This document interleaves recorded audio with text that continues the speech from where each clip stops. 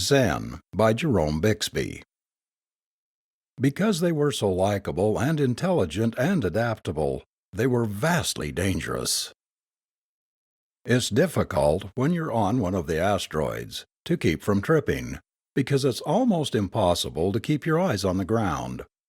They never got around to putting portholes in spaceships, unnecessary when you're flying by GB, and psychologically inadvisable. Besides, so an asteroid is about the only place, apart from Luna, where you can really see the stars. There are so many stars in an asteroid sky that they look like clouds, like massive, heaped-up silver clouds floating slowly around the inner surface of a vast ebony sphere that surrounds you and your tiny foothold. They are near enough to touch, and you want to touch them, but they are so frighteningly far away, and so beautiful. There's nothing in creation half so beautiful as an asteroid sky. You don't want to look down, naturally. I had left the Lucky Pierre to search for fossils. I'm David Coons, the Lucky Pierre's paleontologist. Somewhere off in the darkness on either side of me were Joe Hargraves, gadgeting for mineral deposits, and Ed Reese, hopefully on the lookout for something alive. The Lucky Pierre was back of us, her body out of sight behind a low black ridge, only her gleaming nose poking above like a porpoise coming up for air. When I looked back, I could see, along the jagged rim of the ridge, the busy reflected flickerings of the bubble camp the techs were throwing together. Otherwise all was black, except for our blue-white torch beams that darted here and there over the gritty rocky surface. The 29 of us were ETI Team 17, whose assignment was the asteroids. We were 4 years and 3 months out of Terra, and we'd reached Vesta right on schedule. 10 minutes after landing, we had known that the clod was part of the crust of Planet X, or Sorn, to give it its right name, one of the few such parts that hadn't been blown clean out of the solar system. That made Vesta extra special. It meant settling down for a while. It meant a careful, months-long scrutiny of Vesta's every square inch and a lot of her cubic ones, especially by the life scientists.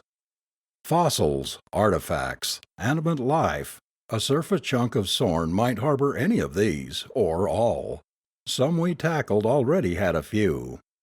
In a day or so, of course, we'd have the one-man beetles and crew boats out, and the floodlights orbiting overhead, and Vesta would be as exposed to us as a molecule on a microscreen. Then work would start in earnest. But in the meantime, and as usual, Hargraves, Reese, and I were out prowling, our weighted boots clomping along in darkness. Captain Feldman had long ago given up trying to keep his science-minded charges from galloping off alone like this. In spite of being a military man, Feld's a nice guy. He just shrugs and says, "Scientists," when we appear brightly at the airlock, waiting to be let out. So the three of us went our separate ways, and soon were out of sight of one another. Ed Reese, the biologist, was looking hardest for animate life, naturally, but I found it. I had crossed a long rounded expanse of rock, lava, wonderfully colored, and was descending into a boulder-cluttered pocket. I was nearing the bottom of the chunk, the part that had been the deepest beneath Sorn's surface before the blow-up. It was the likeliest place to look for fossils. But instead of looking for fossils, my eyes kept rising to those incredible stars. You get that way particularly after several weeks of living in steel, and it was lucky that I got that way this time, or I might have missed the Zen. My feet tangled with a rock. I started a slow, light gravity fall, and looked down to catch my balance. My torch beam flickered across a small, red-furred teddy bear shape. The light passed on. I brought it sharply back to the target. My hair did not stand on end, regardless of what you've heard me quoted as saying. Why should it have, when I already knew Yurt so well? Considered him, in fact, one of my closest friends. The Zen was standing by a rock, one paw resting on it, ears cocked forward, its stubby hind legs braced ready to launch it into flight. Big yellow eyes blinked unemotionally at the glare of the torch, and I cut down its brilliance with a twist of the polarizer lens. The creature stared at me, looking ready to jump halfway to Mars or straight at me if I made a wrong move. I addressed it in its own language, clucking my tongue and whistling through my teeth. Zen. In the blue-white light of the torch, the Zen shivered. It didn't say anything. I thought I knew why. 3,000 years of darkness and silence. I said, "I won't hurt you," again speaking in its own language. The Zen moved away from the rock, but not away from me. It came a little closer, actually, and peered up at my helmeted, mirror-glassed head, unmistakably the seat of intelligence, it appears, of any race anywhere. Its mouth, almost human shape, worked. Finally words came. It hadn't spoken except to itself for 3,000 years. "You are not Zen," it said. "Why, how do you speak Zenakia?" It took me a couple of seconds to untangle the squeaking syllables and get any sense out of them. But what I had already said to it were stock phrases that Yurt had taught me. I knew still more, but I couldn't speak Zenakia fluently by any means. Keep this in mind, by the way. I barely knew the language, and the Zen could barely remember it. To save space, the following dialogue is reproduced without mumblings, blank stares, and what did you says. In reality, our talk lasted over an hour. "I am an Earthman," I said. Through my earphones when I spoke I could faintly hear my own voice as the Zen must have heard it in Vesta's all but non-existent atmosphere. Tiny, metallic, cricket-like. "Earthman?" I pointed at the sky, the incredible sky. "From out there. From another world." I thought about that for a while. I waited. We already knew that the Zens had been better astronomers at their peak than we were right now, even though they'd never mastered space travel. So I didn't expect this one to boggle at the notion of creatures from another world. It didn't. Finally it nodded, and I thought, as I had often before, how curious it was that this gesture should be common to Earthmen and Zen. "So, Earthmen," it said, "and you know what I am?" When I understood, I nodded too. Then I said, "Yes," realizing that the nod wasn't visible through the one-way glass of my helmet. "I am Last of Zen," it said. I said nothing. I was studying it closely, looking for the features which Yurt had described to us. The lighter red fur of arms and neck, the peculiar formation of flesh and horn on the lower abdomen. They were there. From the coloring I knew this Zen was a female. The mouth worked again, not with emotion I knew, but with the familiar act of speaking. "I have been here for, she hesitated, "I don't know, for 500 of my years."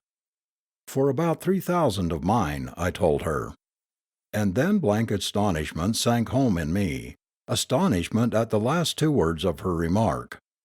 I was already familiar with the Zen's enormous intelligence, knowing Yurt as I did, but imagine thinking to qualify years with my when just out of nowhere a visitor from another planetary orbit pops up. And there had been no special stress given the distinction, just clear, precise thinking, like Yurt's.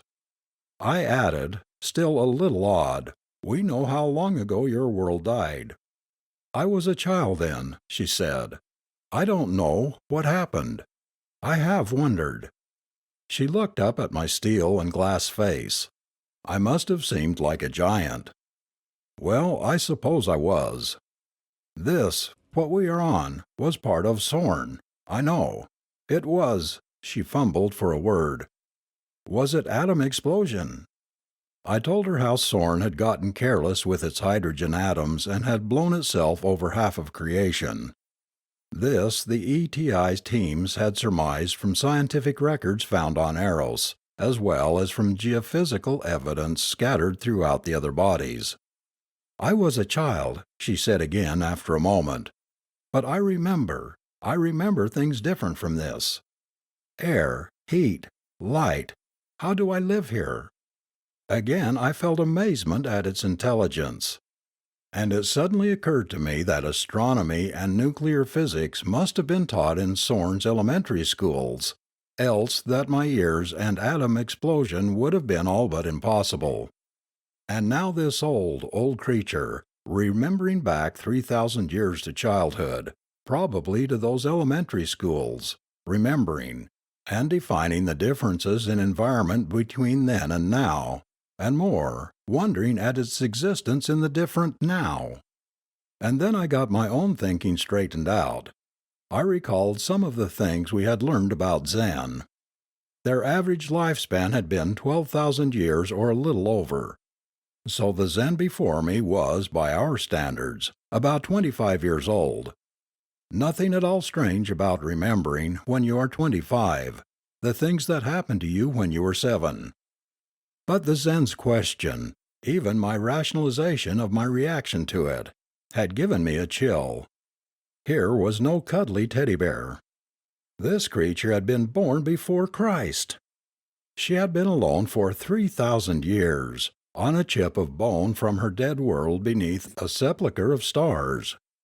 The last and greatest Martian civilization, the Lahari, had risen and fallen in her lifetime, and she was 25 years old. How do I live here? She asked again. I got back to my own framework of temporal reference, so to speak, and began explaining to a Zen what a Zen was. I found out later from Yurt that biology, for the reasons which follow, was one of the most difficult studies. So difficult that nuclear physics actually preceded it. I told her that the Zen had been, all the evidence indicated, the toughest, hardest, longest-lived creatures God had ever cooked up, practically independent of their environment, no special ecological niche, just raw, stubborn, tenacious life, developed to a fantastic extreme, a greater force of life than any other known, one that could exist almost anywhere under practically any conditions, even floating in mid-space, which, asteroid or no, this Zen was doing right now. The Zens breathed all right, but it was nothing they'd had to do in order to live. It gave them nothing their incredible metabolism couldn't scrounge up out of rock or cosmic rays or interstellar gas or simply do without for a few thousand years. If the human body is a furnace, then the Zen's body is a feeder pile. Maybe that, I thought, was what evolution always worked toward. "Please, will you kill me?" the Zen said. I'd been expecting that. 2 years ago, on the bleak surface of Eros, Yurt had asked Ingstrom to do the same thing. But I asked why, although I knew what the answer would be, too. The Zen looked up at me. She was exhibiting every ounce of emotion a Zen is capable of, which is a lot, and I could recognize it, but not in any familiar terms. A tiny motion here, a quiver there, but very quiet and still for the most part. And that was the violent expression, restraint. Yurt, after 2 years of living with us, still couldn't understand why we found this confusing. Difficult, aliens or being alien. "I've so often tried to do it myself," the Zen said softly, "but I can't. I can't even hurt myself. Why do I want you to kill me?" She was even quieter. Maybe she was crying. "I'm alone. 500 years, Ertmann. Not too long. I'm still young, but what good is it, life, when there are no other Zen?" "How do you know there are no other Zen?" "There are no others," she said almost inaudibly. I suppose a human girl might have shrieked it. A child, I thought, when your world blew up, and you survived. Now you're a young 3,000-year-old woman, uneducated, afraid, probably crawling with neurosis. Even so, in your 1,000-year terms, young lady, you're not too old to change. "Will you kill me?" she asked again. And suddenly I was having one of those eye-popping third-row center views of the whole scene. The enormous, beautiful sky, the dead clod, Vesta, the little creature who stood there staring at me, the brilliant, ignorant, human-like alien, old young creature who was asking me to kill her. For a moment the human quality of her thinking terrified me. The feeling you might have waking up some night and finding your pet puppy sitting on your chest, looking at you with wise eyes and white fangs gleaming. Then I thought of Yurt, smart, friendly Yurt, who had learned to laugh and wisecrack, and I came out of the heebie-jeebies. I realized that here was only a sick girl, no tiny monster, and if she were as resilient as Yurt, well, it was his problem. He'd probably pull her through. But I didn't pick her up. I made no attempt to take her back to the ship. Her tiny white teeth and tiny yellow claws were harder than steel. And she was, I knew, unbelievably strong for her size. If she got suspicious or decided to throw a phobic tizzy, she could scatter shreds of me over a square acre of Vesta in less time than it would take me to yelp. "Will you?" she began again. I tried shakily. "Hell no, wait here." Then I had to translate it. I went back to the Lucky Pierre and got Yurt. We could do without him, even though he had been a big help. We taught him a lot. He'd been a child at the blow-up, too, and he taught us a lot. But this was more important, of course.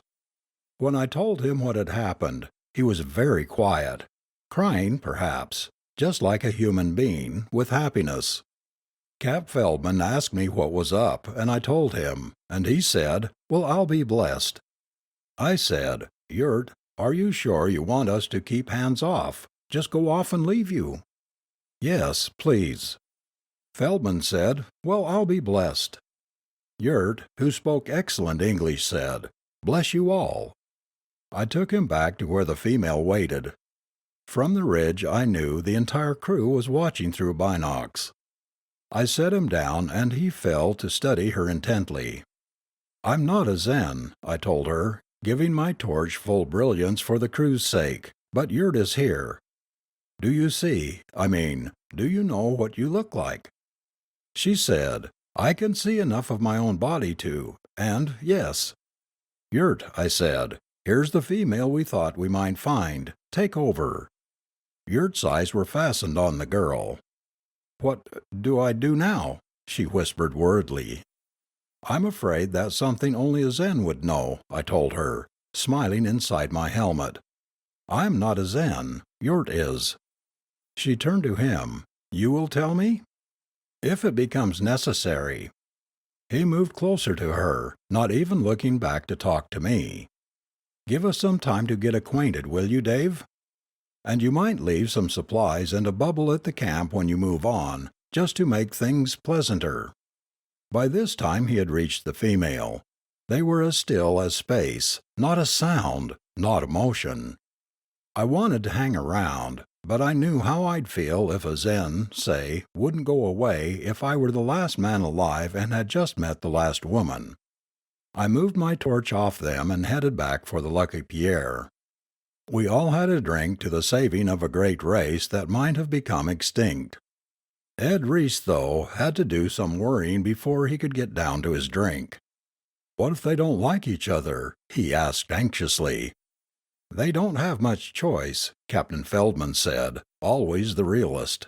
"Why do homely women fight for jobs on the most isolated space outposts?" Reese grinned. "That's right. They look awful good after a year or two in space." "Make that 25 by Zen standards or 3,000 by ours," said Joe Hargraves, "and I'll bet they look beautiful to each other."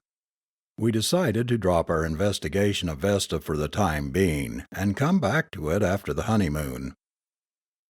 6 months later, when we returned, there were 1,200 Zen on Vesta. Captain Feldman was a realist, but he was also a deeply moral man. He went to Yurt and said, "It's indecent. Couldn't the two of you control yourselves at least a little? 1,200 kids!" "We were rather surprised ourselves," Yurt said complacently. "But this seems to be how Zen reproduce. Can you have only half a child?" Naturally, Feld got the authorities to quarantine Vesta, Good God, the Zen could push us clear out of the solar system in a couple of generations. I don't think they would, but you can't take such chances, can you?